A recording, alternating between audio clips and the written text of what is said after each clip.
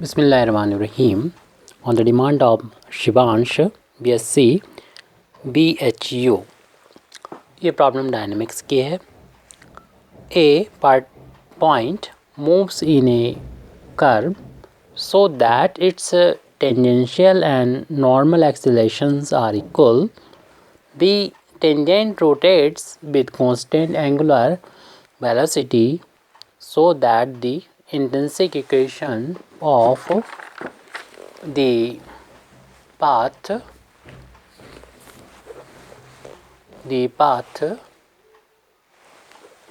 is of the form s is equal to a e to the power psi plus b.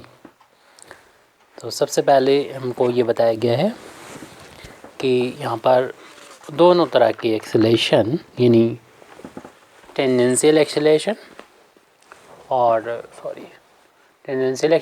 और normal acceleration वो equal है. तो इसी चीज़ को हम लेके चलते हैं. एक रिज़ल्ट यहाँ से फाइंड कर निकालते हैं कि ये दोनों एक्सेलेरेशन जब इक्वल करेंगे तो इट इज़ गिवन दैट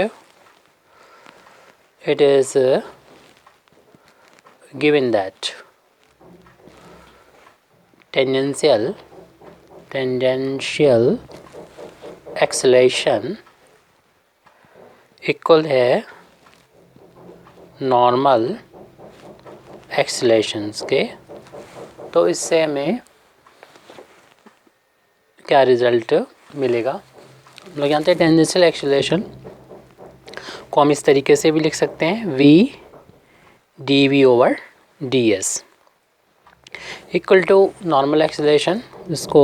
इसकी value v square upon rho होती है.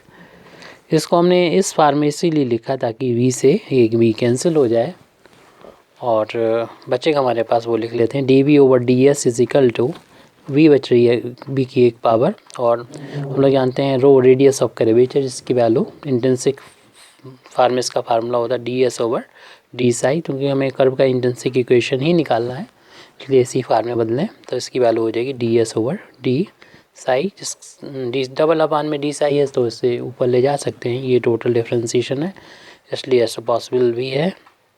तो ये v D psi over D S हो जाएगा और टोटल डिफरेंशिएशन की वजह से हम इसको डी एस से यहाँ से रिमूव कर सकते हैं. तो दिस इम्प्लाइज वैल्यू इक्वल हो जाएगी d v is equal to v t psi के इक्वल हो जाएगी ये वैल्यू.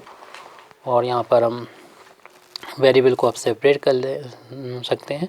डी वी की तरफ वी को ले जाएं यानी डी वी अपान वी और यहाँ पर डी साई बचेगा. अब दोनों साइड हम इंटीग्रेट कर लेंगे.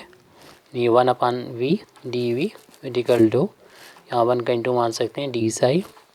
1 अपान वी का इंटीग्रेशन हम लोग जानते हैं लॉग बी होता है और 1 का साई के रिस्पेक्ट में साई हो जाएगा. और एक कांस्टेंट भी हम लॉग की फॉर्म में अगर जोड़ दें तो इसका एक किसी भी फॉर्म में जोड़ सकते हैं.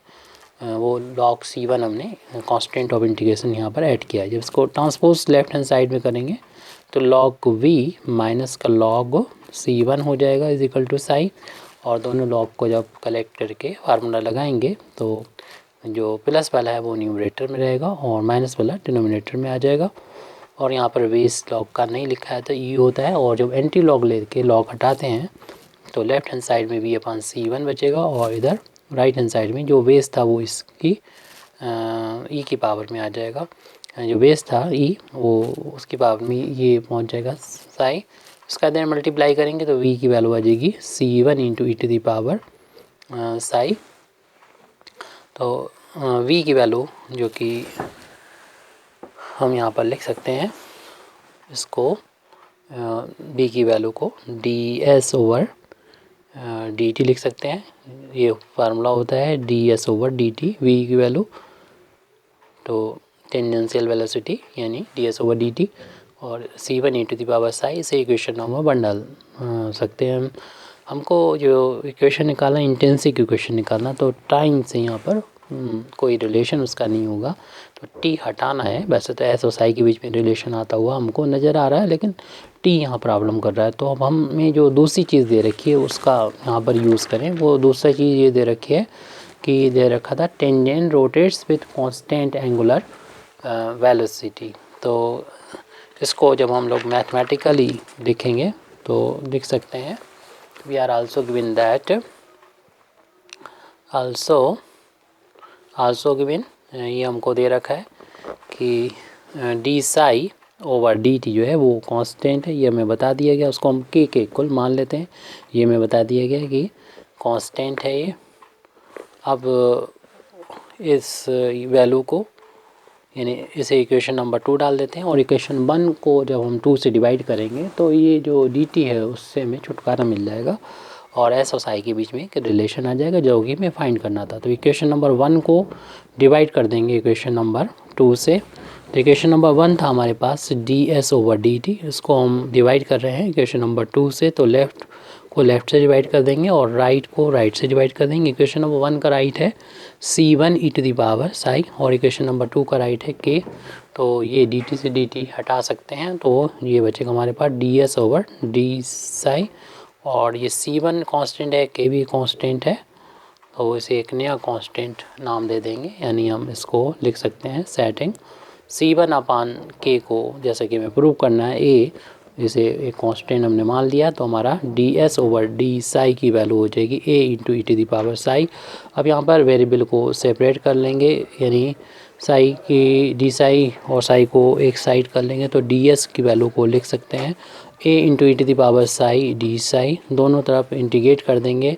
जब इंटीग्रेट करेंगे आप 1 का इंटू मान सकते हैं, a इंटू में है कांस्टेंट में से बाहर ले लेंगे और इंटीग्रेट करेंगे कि बार साई इंटू डी साई। 1 का इंटीग्रेशन s के रिस्पेक्ट में s हो जाएगा, a इंटू ई की बार साई का इंटीग्रेशन e की पावर साई का इंटीग्रेशन साई के रिस्पेक्ट की बार साई हो जाएगा, और यहाँ पर एक कांस्टेंट ऑफ इंटीग्रेशन आ जाएगा जिसकी वैल्यू b मान लेते हैं, जैसे कि हमें प्रूव करना है।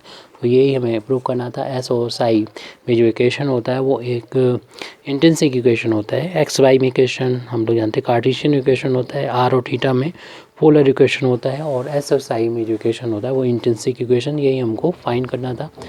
Thank you very much indeed for listening me. वाक़िर दवाना अल्हम्दुलिल्लाहि रब्बिल आलमीन।